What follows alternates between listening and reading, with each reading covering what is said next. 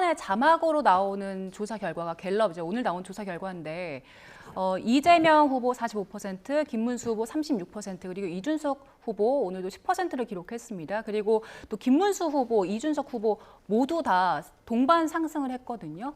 지금 이런 상황 보면 이제 선거 가까워질수록 보수층 좀 결집하고 샤이 보수들이 적극적으로 나선 겁니까? 그러니까 보수층이 결집했다는 것이 저는 부인하는 건 아니에요. 하지만 보세요. 자, 지금 좀 전에 저희들한테 이 갤럽 말고 직전에 보여주신 게 MBS.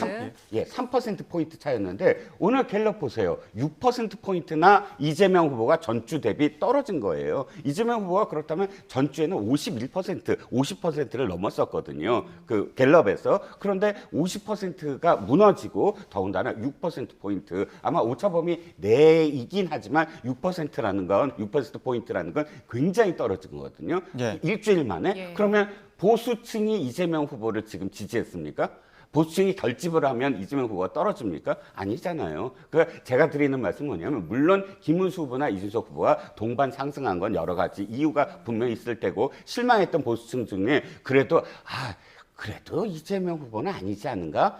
그리고 이재명 후보가 달라 보였는데 또다시 이재명 후보가 보이네. 3년 전의 모습이랑 똑같네. 이런 각성이 충분히 김문수 후보와 이준석 후보가 오른 이유가 될 수가 있지만 민주당에도 그러니까 다음 당 얘기하기 전에 6%포인트가 왜 떨어졌을까? 중도가 조금 돌아섰다는 말씀이세요? 뭐 중도 내지는 그렇죠. 그러니까 이재명 후보의 전략에 어떤 문제가 있다라고 판단을 해야 되는 것이고 당연히 지금 앵커님 말씀처럼 이 중도 그러니까 51%라는 건 분명히 중도가 포함이 되어야 50%가 넘어가는 거거든요. 근데 중도에서 충분히 지금 이재명 후보에 문제가 있다라고 판단을 했다고 지금 빨간불이다라는 어떤 인식을 민주당이 가져라라는 조언이지 이걸 뭐 굳이 그러니까 보수도 아니다를 꼬투리 잡아서 얘기하려고 했던 뜻은 아니다라는 겁니다. 네, 저는 일반적인 분석을 하는 거예요. 그러니까 뭐 이제 선거 분석에 있어서 이재명 후보를 편들어서 편향된 분석을 할 수는 없는 것이고요.